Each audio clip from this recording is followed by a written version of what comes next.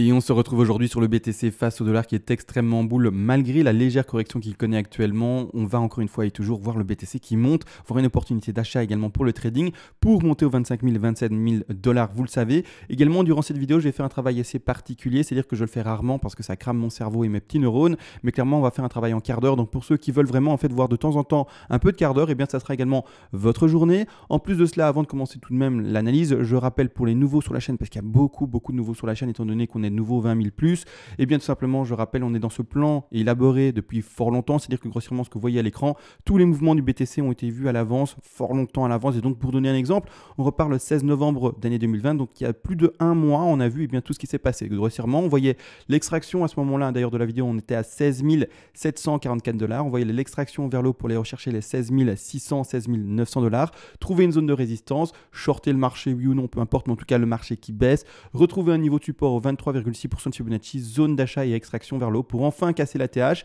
et dépasser ces fameux 20 000. Et d'ailleurs maintenant, au moment où je parle, on est à combien? On est à 22 000 dollars et on a été chercher, vous le savez très bien, même un peu plus haut, plus précisément 23 800 dollars. Donc ici pour le moment, tout se passe bien. On a bel et bien trouvé ce sommet de 3, on a bel et bien fait la correction de la 4 sur le niveau rouge, donc finalement que vous voyez ici installé. Et par après, on a tout simplement également retrouver l'extraction qui s'effectue et qui dépasse maintenant le sommet. Donc tout a été vu parfaitement. On va analyser ça rapidement également parce que je veux insister et je le dis déjà et c'est pour ça que je le rappelle dans toutes mes vidéos, il y a un petit crash qui va arriver, d'accord? Alors attention, pas maintenant tout de suite, on doit encore monter légèrement vers les 25 000, 27 000, mais par après il y a un crash qui va arriver. Donc je veux vous avertir et faire attention à ça, bien entendu. Alors le crash, vous allez voir, c'est pas un crash qui va à 2000, c'est un crash quand même qui va perdre 8 000 à 7 000 dollars en très peu de temps. Donc ces fameux moins 40%, vous le savez très bien, qui ont déjà eu lieu dans les bull runs précédents, c'est entre guillemets ce qui va se passer d'ici quelques jours, semaines, si on peut parler comme ça. En tout cas, dans un terme assez court, il y aura des bougies rouges, mais super importantes. Donc maintenant, on est dans les derniers trades haussiers, avant de voir une correction assez forte. Malgré tout, tout ça va être analysé aujourd'hui. Je vais tout aborder, bien entendu, mais juste après, vous le savez très bien, la petite intro. Et on se retrouve enfin ensemble sur le BTC face au dollar qu'on va analyser, mais il y a eu l'intro et maintenant il y a les remerciements par rapport aux donations. Vous le savez peut-être pas, mais c'est chronophage à fond de faire ce genre de vidéo. Ça fait déjà 3 ans qu'on est ensemble et je le propose tous les jours, vous le savez, ça demande finalement le temps devant le micro, de 20 à 40 minutes de blabla et bien tout simplement pour faire l'analyse. En plus de ça également, après il y a le montage vidéo, puis l'upload vidéo, la création de la miniature. En amont même, avant tout ça, il y a finalement la création du plan de trading, donc un travail personnel dessus, et également toute la pédagogie que j'essaie de vous apporter. Les personnes qui se disent oui c'est vrai, effectivement c'est chronophage, etc. et je devrais, je ne sais pas pourquoi, maintenant vous faites ce que vous voulez, mais peut-être remercier en tout cas le travail fait, vous pouvez faire une donation, bien entendu, c'est totalement libre. Je rappelle également, si vous voulez vraiment faire une donation, vous pouvez, et vers les premiers paliers de donation, rappelez-vous, pour ceux qui ne le savent pas, vous le savez maintenant, j'envoie en contrepartie pour vous remercier à mon tour du coup, toutes les règles d'Elliott en français. Alors, premièrement, ces règles d'Elliott en français, je l'ai écrit de manière, ou en tout cas ce PDF, je l'ai écrit de manière très simple, c'est-à-dire très synthétique, très résumée. J'ai fait exprès d'aller à l'essentiel, vraiment aller à l'essence même, et non pas faire du froufrou et du blabla pour vous perdre avec 12 volumes en 400 pages pour faire mon scientifique. Non, on a vraiment tout expliqué de manière simple, rapide, pour que par après vous puissiez vraiment tout lire, et par après réellement tout apprendre, et non pas, finalement vous retrouver, comme dit, avec 12 volumes, lire la moitié et vous dire, je suis perdu, c'est trop barbare comme chose, j'arrive pas à en finir à bout. Donc maintenant, tout est dit, merci aux donateurs, etc. et les explications ont été faites. On part enfin dans le vif du sujet. J'ai dit, on va voir plusieurs choses aujourd'hui et j'insiste également sur le futur crash, entre guillemets, à venir, qui va recrasher vers les 17 000, 16 000 dollars. Malgré tout, on n'est pas encore là. Donc c'est-à-dire que ce que je vais faire avant d'aborder ces macro-figures, entre guillemets, en tout cas des figures de plus grand degré, je vais directement attaquer le quart d'heure, comme je l'ai dit. Vraiment, c'est une vidéo assez particulière aujourd'hui parce que le cours est plutôt plat, donc je me suis dit, écoute, il est plat, autant proposer quelque chose de légèrement différent, et vas-y, propose quelque chose en quart d'heure. Alors premièrement, c'est-à-dire que là je suis en horaire, je suis toujours pas bon, je vais passer en quart d'heure. Donc premièrement, oui, avant même le quart d'heure, je dois quand même montrer une chose. Parce que sinon le suivi ne sera pas bon pour les néophytes et les nouveaux qui arrivent sur la chaîne. Donc grossièrement, je rappelle, on est dans une toute dernière vague haussière. Alors ça ne veut pas dire qu'on ne va plus monter aux 100 000, etc. D'accord, c'est une dernière vague, d'une petite vague avant une grosse correction, mais toujours dans un marché boule qui va remonter 20 000, 30 000, 40 000, etc. Ne prenez pas peur, je ne suis pas en train de dire que maintenant on va à 2000. Mais non, n'empêche, là maintenant on est dans une dernière vague avant une forte correction. C'est-à-dire que là je dois les choper, en tout cas pour ouvrir un nouveau trade statistique le plus fréquemment retrouver, en tout cas dans une zone d'achat la plus fréquente trouvée, eh bien c'est de retrouver un bas de 4 qui va retrouver ces 50% de Fibonacci. Je vais faire aujourd'hui un minimum de développement parce que sinon ça va être une vidéo trop longue, je ne vais pas rappeler tous les détails. Les niveaux, accrochez-vous, vous inquiétez pas, je vais être très rapide aujourd'hui, mais voilà, vous allez y arriver avec du temps bien entendu, mais malgré tout maintenant la zone statistique d'achat ce sont les 50% de Fibonacci, d'accord, pour mon bas de 4. C'est-à-dire que la zone d'achat maintenant en fait c'est les 21 407 $. Donc je m'attends encore et toujours à une légère correction maintenant pour continuer à monter. Malgré tout, si jamais ça devait pumper maintenant, il faut savoir que du coup ça nous aura fait une 4 qui est super légère, 23,6 même pas. 38,2 même pas touché du tout par contre, c'est-à-dire qu'on aurait une 2 légère et une 4 légère, c'est extrêmement boule. Si ça doit se faire, par après ça ne m'étonnerait même pas qu'on ait potentiellement une 5 en extension qui dépasserait même ses objectifs, par exemple des 261,8% de Fibonacci. Donc vraiment quelque chose de très très boule, bien entendu, si on doit s'arrêter là. Malgré tout, statistiquement, on doit aller plus bas et mon décompte m'invite en plus de cela en quart d'heure à également aller plus bas. Donc je vais vous montrer ça bien entendu en quart d'heure. Donc maintenant, je replace bien en fait ma 4 en bas de mes 50% de Fibonacci ici. Je vais mettre un petit rectangle vert pour ouvrir un long, d'accord, pour vraiment le symboliser ici. Pas rouge. Rouge, c'est un symbole de short, c'est un symbole de vente. Ici, je vais mettre vert pour un symbole d'achat. Également, un repère, vous le savez très bien, visuel. Maintenant, je retire ce Fibonacci, je vais passer en quart d'heure. Alors c'est parti, on passe en quart d'heure, hop ici. C'est-à-dire que grossièrement, premièrement, vous voyez que ma 3, ici, je vais l'arrêter là en fait. Vous voyez ici, je l'arrête là. Alors j'aurais pu l'arrêter ici, mais le décompte qui est ici, en fait là, donc je zoome, me gêne. C'est-à-dire que je ne vois qu'une ending diagonale et je ne vois pas autre chose. Je ne vois pas une correction de quoi que ce soit. Donc clairement, moi ça m'invite à me dire qu'on a fait en fait une légère tronquée, d'accord, précédemment dans les décomptes précédents, et qu'on a été chercher une 5 qui a fait un léger plus bas par rapport à son sommet de 3. Ça existe les tronqués, c'est pas ce qu'on doit privilégier, mais clairement par rapport au décompte et ce que je vois en quart d'heure ici, je pars plutôt dans cette hypothèse-là. Maintenant que j'ai expliqué ça, pourquoi je partais plutôt dans cette hypothèse-là, etc., on va regarder bien le décompte que l'on devrait potentiellement faire dans ces WXY. J'insiste également, vous savez très bien dans les commentaires, peut-être que vous avez un autre décompte, etc. Et ce n'est pas du tout un souci. Sachez-le que là, moi, ce que je fais en vidéo, eh bien, c'est tout simplement apporter les outils, la pédagogie, montrer les points d'entrée les plus pertinents sur les degrés plus grands. Maintenant, en quart d'heure, il faut le savoir, il y a de fortes chances qu'on se trompe. C'est-à-dire que je suis peut-être, entre guillemets, l'enseignant, la personne qui, au début, explique comment faire, mais il se peut très bien que de votre côté, votre décompte actuel soit meilleur que le mien et que moi je me trompe. Donc faites attention également à ça. Ne pensez pas que moi j'ai la boule de cristal parce que je ne l'ai pas. Je vous montre la pédagogie pour que vous puissiez apprendre et faire les choses par vous-même. Et si votre résultat est plus propre et plus correct, tenez-en vous à votre résultat. Si vous êtes déjà un peu avancé, si vous êtes tout néophyte, que vous avez découvert l'Elliott il y a une semaine, doucement, d'accord, doucement. Mais par contre, si vous êtes avancé, vous êtes dans le game, entre guillemets, si on peut dire ça comme ça, depuis 1 an, 2 ans, peut-être même plus, là, au contraire, faites confiance à votre travail, bien entendu. Donc ici, je vais proposer un travail en quart d'heure. Attention, d'accord, on préconise et on fait attention au fait que on peut se tromper. Je ne suis pas un robot et surtout, je le précise, je n'ai pas cette fameuse boule de cristal. Donc maintenant, si ça pump extrêmement boule, c'est-à-dire qu'on ne sera pas rentré dans ce trade-là. D'accord, on a déjà ouvert plein de trades précédents, mais il ne faut pas pleurer du coup. Hein, d'accord, c'est juste que du coup, on n'aura pas pris ce trade parce qu'on joue, je le rappelle, avec les statistiques les plus grandes. Et si ça doit pumper maintenant, ça correspondra pas du tout aux statistiques les plus grandes. Donc ici, clairement, on ne va pas rentrer dans ce trade tant qu'il n'a pas été chopé le plus bas. S'il ne va pas choper le plus bas, on ne rentre pas dans le trade. C'est-à-dire que grossièrement, maintenant, en fait, je zoome. Enfin, je zoome. Là, on voit une sous-vague. On ne va pas en parler maintenant, mais je zoome. C'est-à-dire que grossièrement, ce que je vois, moi, premièrement, quand je vois ça, c'est une première grosse chute, un rebond et une seconde grosse chute. D'accord? Donc, je vois quoi? Une vague, 2 vagues, 3 vagues. Donc, 1, 2, 3. C'est-à-dire qu'ici, je vais indiquer ceci, une A, B, C. A, B, C. Je vais mettre en visible. Je vais mettre en jaune également. Hop, et je le mets en visible.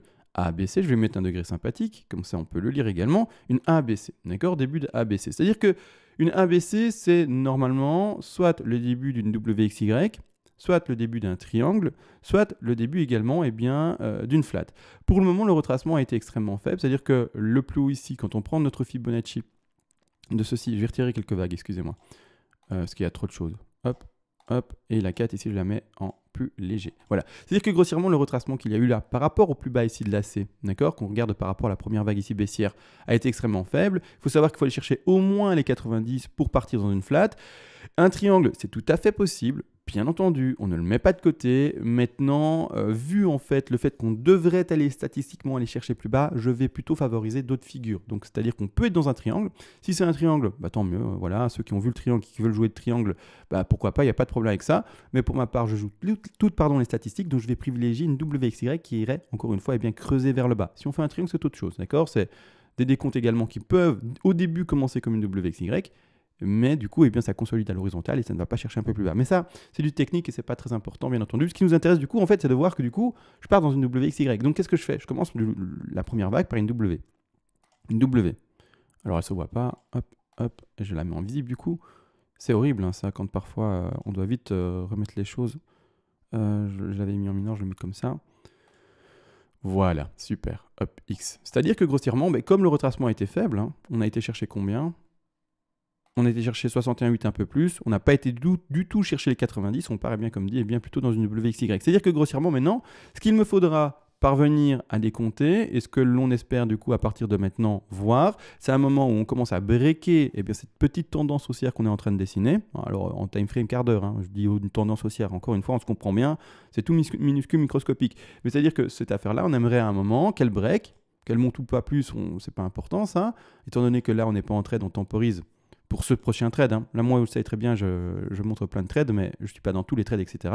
Hein, sinon, ce ne serait pas gérable. C'est-à-dire que grossièrement, à un moment, on s'attendrait à ce que ça break. D'accord? Si ça pump non-stop, tant pis, on n'a pas le trade.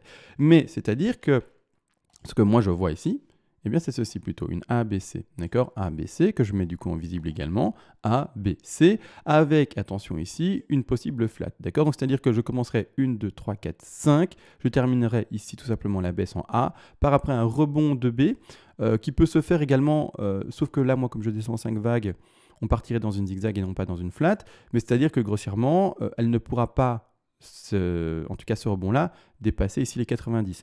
Pour le moment, on est plutôt propre par rapport à la soufflade que j'identifie. Donc, c'est-à-dire que grossièrement, quand on va zoomer en quart d'heure, je suis vraiment désolé, c'est tout petit. Il faudrait même que je passe en 5 minutes pour être encore plus propre ici. C'est ridicule. Hein. C'est-à-dire qu'en fait, quand on regarde le retracement ici, je rappelle une flat, attention, on va souvent chercher ces 123% de Fibonacci, par exemple, dans le cas d'une étendue ou d'une running. C'est-à-dire que grossièrement, je vais mettre mon Fibonacci de retracement et vous allez voir qu'on va chercher quoi? On va chercher, alors l'aimant, ça sera plus simple et plus propre. On va chercher ici les 123, 127. Donc ici, c'est très propre pour une flat. Donc 1, 2 et puis extraction de 3. Maintenant, une chose à voir, et c'est ça qui est gênant, c'est que je fais la vidéo à un moment critique. C'est-à-dire que pour le moment, il n'y a pas, entre guillemets, de réelle confirmation de pump. Ça monte doucement. Il n'y a pas non plus de réel break de la tendance haussière. Alors qu'en fait, quand on met notre Fibonacci, c'est ça qui est intéressant. On est au 161,8 un peu plus. Donc, c'est qu'on irait faire une petite extension possible pour voir les 200 ou les 261,8. C'est-à-dire que grossièrement, il faudra accepter le fait, si on veut vraiment attendre le bas de 4, et donc c'est-à-dire les 50% de Fibonacci, c'est-à-dire plus précisément les 21 000, il faudra accepter le fait, en fait, que l'on monte encore et que du coup, en fait, notre fameuse ABC, si je la trouve assez rapidement, puisse se soutenir, en tout cas se dessiner ainsi. D'accord? Parce que là, ça va peut-être pumper plus haut. Si ça pumpe pas plus haut, ça pumpe pas plus haut. Et donc, on la terminera réellement ici, au 161,8. Mais sinon, elle peut partir en extension. Et d'ailleurs, ça pump au moment que je parle, donc voilà. Donc ici, clairement, il faudra pouvoir l'accepter. D'accord? Faire attention du coup au fait que, premièrement, on ne dépasse pas... Alors, franchement, je vous le dis, hein, ça existe, hein, les extensions, donc sinon, j'en parlerai pas. Mais il ne faut pas que ça dépasse, en tout cas une extension qui va au-delà des 261,8, ça devient très rare. Ça m'est déjà venu de voir une extension qui dépassait légèrement les 261,8, donc je parle bien pour la C ici en bleu, donc je vais même mettre celle-ci en légèrement retrait. Je parle bien ici de la C en bleu, mais clairement il faut savoir que je n'ai jamais, moi, d'expérience sur des années et des années, plus que 3 ans, hein. Donc vous voyez du travail sur YouTube depuis 3 ans, mais je suis dedans depuis bien plus longtemps. C'est-à-dire que personnellement, moi, je ne vois pas et je n'ai jamais analysé de ma vie, et j'en ai fait des analyses, j'en ai fait des milliers en fait, même plus, on peut le dire en dizaines de milliers d'analyses. C'est-à-dire que grossièrement, je n'ai jamais vu une C qui allait faire une extension à 361,8 ou 423,6. Jamais. Donc j'ai déjà vu du 261,8, mais j'ai jamais vu plus. Donc pour le moment, je resterai dans ce cas de figure-là, d'accord, pour retrouver un sommet de B. Et par après cracher. C'est-à-dire que grossièrement, on va favoriser, s'il y a une extension maintenant, et bien simplement ce sommet aux alentours des 261,8. Je vais également regarder du coup le rebond se fera à combien, si on est bel et bien dans ce décompte-là, se fera à combien, se fera au 76,4, pas la plus belle des targets, hein, pour une ABC. La plupart du temps, une B va chercher des targets conventionnels, par exemple, comme les 61,8, les 85,4. Maintenant, les 76,4, c'est déjà un peu plus rare. En tout cas, d'expérience, moi, je le sais. En tout cas, je le sais. Ben voilà, je l'ai vécu souvent et je vois les 76,4 beaucoup plus rares que, par exemple, les 61,8 ou les 85,4. Malgré tout, ici, ben voilà, on attend la continuité normalement du pump qui irait potentiellement chercher enfin, en fait, ce dernier niveau de support précédent qui a été peut-être dessiné ici avec un dernier niveau de résistance. Maintenant, moi, je ne porte pas trop attention à ça. Je porte plutôt attention surtout à mes Fibonacci, etc. C'est-à-dire que grossièrement, on s'attend, n'empêche, encore et toujours à une légère baisse. Étant donné qu'on va privilégier potentiellement une extension, d'accord, qui irait rechercher ici, c'est 23 045, donc 23 045 $. À ce moment-là, on va placer ensemble notre petit Fibonacci. Et on va voir, bien entendu, les objectifs potentiels. Alors, c'est un scénario donné, attention, bien entendu. C'est-à-dire que, grossièrement, dans ce cas de figure-ci, on irait chercher avec, c'est maximum, normalement, les 21 620 $. Maintenant, malgré tout, on va encore une fois et toujours faire attention et surtout s'appuyer sur les degrés de plus grand, finalement, de plus grande time frame. C'est-à-dire qu'on va surtout s'arrêter et surtout pas, finalement, déterminer une zone d'achat par rapport au travail en quart d'heure. C'est pour ça que c'est assez particulier aujourd'hui. Je vous ai dit, pour moi, le travail en quart d'heure, c'est vraiment un des travails les moins importants. D'accord, ça peut être vite invalidé et c'est également les time frames qui sont les moins pertinentes et sur lesquelles on peut le moins s'appuyer. Toujours s'appuyer sur les degrés plus grands, c'est-à-dire que premièrement, on s'appuie à fond sur le degré de la 4 ici qui est un grand degré, et ensuite également, on va s'arrêter sur la WXY qui est dessinée ici. Les objectifs de cette WXY sans prêter attention à tout le décompte qu'on a fait en 5 minutes et quart d'heure, d'accord, parce que je vous dis, pour moi, c'est pas le plus pertinent du tout. C'est pour ça que je le fais très rarement en vidéo. Mais malgré tout, l'objectif ici, quand on pose notre W, ensuite le sommet de notre X, notre objectif serait d'aller chercher classiquement, pour trouver des zones de confluence, les alentours des 123-127% de Fibonacci. Donc ici, on trouve une belle zone de confluence par rapport également à l'achat du bas de 4, par rapport à ce rectangle vert que j'avais également mis finalement comme mémo technique, entre guillemets, repère visuel, c'est-à-dire qu'on irait chercher ce bas-là et par après également rebondir. Donc pour moi, je reste encore et toujours ce niveau d'achat des 21 300, 21 000, 20 000, combien précisément 21 448 et un peu plus bas ici les 21 390 $. Vraiment ces zones d'achat-là. Maintenant, comme dit, c'est du trading, on n'oublie pas. C'est-à-dire que grossièrement, ce n'est pas du tout le casino. On attend une stratégie donnée. C'est-à-dire que grossièrement, on prévisualise les choses, on travaille les choses à l'avance. Si notre travail était bon et que le cours fait ce qu'on a prévu, c'est ça qui est fou, mais s'il fait ce qu'on a prévu, en fait, comme on l'a fait par exemple pour le 16 novembre, s'il fait ce qu'on a prévu, et il fait pour le moment tout ce qu'on a prévu, dans ces degrés-là en tout cas, s'il fait ce qu'on a prévu, on rentre dans le trade. Si au contraire, il ne fait pas ce qu'on a prévu, on n'achète pas, ou en tout cas, on n'appuie pas sur le bouton, comme un enfant qui est dans un magasin de jouets et qui veut acheter et prendre tous les jouets. D'accord, attention à ça, on est des adultes et on sait se tenir. Donc on attend un signal, la zone d'achat, un décompte propre et c'est tout. Si on n'a pas ce décompte propre et si on n'a pas non plus le niveau d'achat qui a été touché, on ne rentre pas en trade, d'accord? Donc là maintenant, le quart d'heure s'est passé, vraiment, vous avez vu, c'est très difficile, ça peut être vite invalidé, on retrouve parfois des extensions et parfois du coup on se dit mais est-ce qu'on est vraiment encore dans une ABC, en flat avec son extension, ça peut exister, oui, enfin bref, vous voyez, c'est très difficile personnellement du quart d'heure, c'est pour ça que je ne le propose pas ou très rarement. Malgré tout maintenant, je vais retourner sur les macro-figures, c'est-à-dire que ce que j'ai mis à l'écran ici, je vais vraiment le simplifier, je vais même retirer la plupart des choses, je vais juste laisser ma WXY ici. Maintenant, clairement, c'est-à-dire que grossièrement, je vais dézoomer. D'accord? Je vais dézoomer pour vraiment mettre en évidence ici sur mes vidéos qu'il y a un futur petit crash qui va arriver. Donc faites attention à ça, s'il vous plaît. Maintenant, c'est un des derniers trades à ouvrir en hausse. D'accord? C'est un des derniers. Donc sachez qu'après, ça descend, d'accord? Normalement, en tout cas, ça devrait descendre. Donc, c'est-à-dire que quand je vais dézoomer, je vais repasser en daily, et ça, je le rabâche tous les jours, finalement, parce que je veux que ça soit entendu. On est dans un degré grand, ici, en jaune, qui va se terminer. On est vraiment dans ce dernier décompte avec ce dernier pump. Alors, on ne voit pas grand-chose à cause des dessins, mais grossièrement, il y a eu des bougies vertes qui sont cachées sous les dessins. On va chercher notre sommet de 5 ici, à 25 000, 26 000, peut-être, voire même 27 000, peut-être plus s'il y a l'extension, mais peu importe. Nous, encore une fois, et c'est important, on ne va pas shorter le marché, ça c'est important. J'ai lu dans les commentaires quelqu'un qui disait « J'attends impatiemment les 25 000 et 27 000 $ pour shorter le marché ».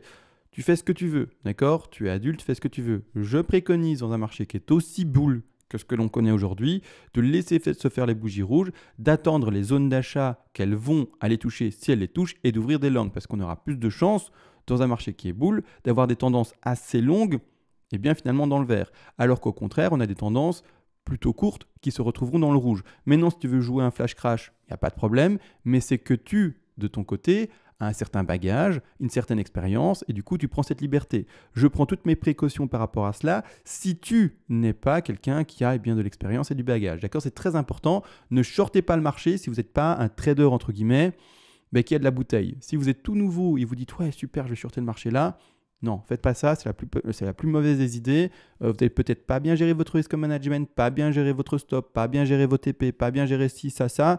Et puis même vos leviers peut-être, votre niveau de liquidité ou en tout cas de liquidation si vous êtes trop agressif sur votre levier. Bref, je ne vous encourage pas à shorter le marché, d'accord, mais vraiment pas. C'est-à-dire que grossièrement, nous, on va faire quoi?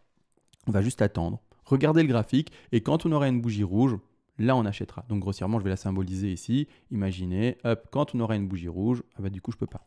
Je voulais la symboliser en fait facilement et rapidement, mais j'ai pas pu. Mais ici, je pourrais normalement maintenant, enfin, la symboliser ici, hop, comme suit, hop, et hop, on a une bougie rouge qui redescendra vers les 16 000, 17 000 ici. Et voilà, j'essaie de symboliser ça facilement ainsi. Donc ici, nous, on attend quoi? Ça, d'accord? On attend ça de manière visuelle simple. Une fois qu'on aura ça, là, ok, on repassera à l'achat sur la mèche ici en bas, d'accord? Alors, vous allez me dire, mais ok, tu nous dessines cette bougie-là, mais comment tu sais que ça va se terminer là, etc. Là, c'est le travail en macro que je vais vous montrer, d'accord? Ça, c'est important. C'est-à-dire que là, on finit 5 vagues haussières en jaune. Il y a un degré plus grand. Alors, le degré plus grand, je remontre et je le remets en évidence, mais je vous le dis, je vais le rabâcher tous les jours parce qu'il faut que ça soit connu et vu, parce qu'il y a un crash qui va arriver et il faut en tout cas, il faut être préparé et s'y attendre. C'est-à-dire que ce sommet de 3 va être terminé à un moment par les vraies bougies à 25 000, 26 000, 27 000, peut-être même 28 000, 29 000, peu importe. Quand il y aura les bougies rouges et qu'on aura notre sommet dessiné par les bougies, d'accord, vertes, et puis la suite finalement consécutive des bougies rouges, à ce moment-là, on prendra notre Fibonacci. Moi, je vais le poser à 25 000 ici, par exemple mon sommet de 3.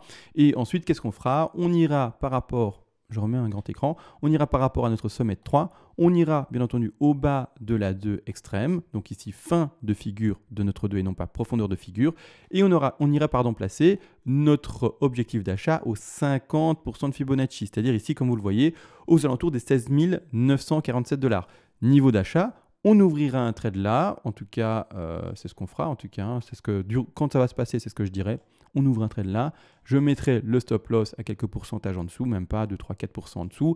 Je mettrai ensuite tous les take profits partiels qui ont déjà été placés ici de toute manière. Bref, tout sera fait à ce moment-là, etc. Mais là, je veux vraiment en fait vous conscientiser que le BTC, il monte, mais il ne monte pas indéfiniment. Pour le montrer, je vais retourner sur le dernier bull run qu'on a connu. Alors pas celui-là, parce que c'est un bull run qui était momentané, assez court. Je vais vraiment parler du bull run qui s'est fait d'année 2017, d'accord? Fin d'année 2016 et 2017 jusqu'à fin d'année 2017. Ici, qu'est-ce qu'on peut observer? C'est ces fameux moins 40%, moins 39%, moins 35%, moins 45% parfois. C'est-à-dire que grossièrement, qu'est-ce qu'on peut observer? C'est que ça monte fortement et parfois il y a des petits crashs. Alors ce que je vais prendre du coup, c'est mon outil, vous le savez tous, vous l'avez sûrement déjà vu sur soit mes vidéos, soit des vidéos d'autres personnes, mais clairement en fait, il faut le savoir, ça crache et c'est crash, mais c'est des flash crash. Donc ici, c'est-à-dire que je retire mon aimant également, ce sera plus simple. Grossièrement, ce que l'on peut observer, hein, on le voit ici, c'est un flash crash, c'est-à-dire un crash rapide. Donc ici, je vais prendre mon intervalle, je vais l'ouvrir ici, et ce qu'on voit ici, c'est un crash de 37,85%, d'accord, pour donner un exemple. C'est ça que je suis maintenant en train de vous dire. On va reconnaître d'ici peu de temps de nouveau un crash d'une telle importance. Et la même chose ici, on est sur un crash qui va nous chercher ici les 34%, on va regarder un peu plus haut, hop, on va mettre de nouveaux outils un peu plus haut également, on va partir sur ce crash-là. Lui, c'est un crash qui nous fait 41%, presque 42%. Ensuite, il y a un crash ici, on va regarder. Hein. Alors des crashs, mais attention, qui continuent le bull run, mais peu importe. On a un crash ici de 40%, c'est-à-dire que c'est à ça, en tout cas, c'est ça que je m'attends à voir, un crash de nouveau de cette envergure-là. Donc, c'est-à-dire que maintenant, en partant du scénario que on s'arrêterait aux alentours des 25 000, 27 000, le crash serait de combien de pourcents? On va le faire ensemble. Donc, on va partir sur un 25 000, d'accord? Et on va partir sur le fait que le scénario se passe à la perfection, comme pour le moment, ça se passe depuis un bon moment maintenant, à 17 000, 16 000 et quelques dollars. Je prends mon outil, toujours le même, on part des 25 000, on va l'étendre, on va regarder. Et on va chercher ici une correction de 32,44. Ce n'est pas les 40. Maintenant, après, il ne faut pas croire que c'est tout le temps 40 ou 35. 32 ici, c'est déjà très bien, d'accord? C'est déjà très très bien. Bien entendu, ici également, je suis juste curieux en fait de voir un peu tous les retracements qu'il y a eu. personnellement. Ici, un 30, voilà, un 30-50. Ici, un petit flash crash également. Combien il nous a fait celui-là? Il nous a fait un 25. Ok, bon, peu importe, je ne vais pas tous les faire non plus. Mais j'étais curieux de voir un peu à combien. Du coup, je suis en train de tous les faire. Mais voilà, donc grossièrement, moi, je vais m'attendre à une correction de 30, comme dit, je ne sais plus, mais de 30%. D'accord, 30 et quelques pourcents. Ici, on a 31,44 par rapport... ah non, même pas, on est même plus. Mais là, c'est déjà dans la tendance baissière, mais bon, peu importe. Grossièrement, ici, voilà, je m'attends à une grosse correction. D'accord, une grosse correction. Et c'est ça que j'essaye, à partir de déjà maintenant, alors que c'est encore boule, pour moi, de vous mettre en garde. Parce que je veux pas qu'à un moment, vous ne soyez pas averti et que vous disiez, mais CMA, tu disais que c'était boule. Non, attention, on est dans des figures qui sont également plus grandes, etc. D'accord. Et il faut recontextualiser les choses. Quand on finira une grande vague, il y aura une réaction par après qui va, elle, être finalement en corrélation avec son degré, qui est très important. Donc une 4 qui va être importante par rapport à son degré. D'accord. Donc ici, clairement. Donc là, tout a été vu maintenant en vidéo. C'est-à-dire également que si on redescend à ce niveau-là, si on va bel et bien chercher son top, par exemple à 25 000 $, parce que je rappelle notre objectif de 3 ici. C'est-à-dire que quand je vais passer en weekly, ce sera plus simple. En fait, cet objectif de 3, hop, comme suit, je vais maintenant remettre l'aimant, ce sera plus simple. Hop, je retire ce message qui arrive toujours, ça me gêne à chaque fois. Hop, ici, en fait, l'objectif de 3 dans ce grand degré, c'est très important, ce sont les 261,8. Donc, vous le voyez ici, c'est pour ça que maintenant, en plus de cela, avec les sous-décomptes maintenant qui malheureusement sont moins forts qu'attendus, les sous-décomptes, les petits degrés, etc., je vous le dis, ils sont moins forts qu'attendus. C'est-à-dire que, grossièrement, et encore, pas tellement que ça, bon, ils sont encore bons, mais grossièrement, j'aurais imaginé, en tout cas, dans mon plan, s'ils avaient été dans une intensité plus haussière, là, j'aurais plutôt visé peut-être un 27 000. Malgré tout, là, maintenant, les choses commencent doucement à avoir un peu du mal à pumper, entre guillemets, malgré le vert et le mur vert qu'on a eu, et je commence doucement à me dire...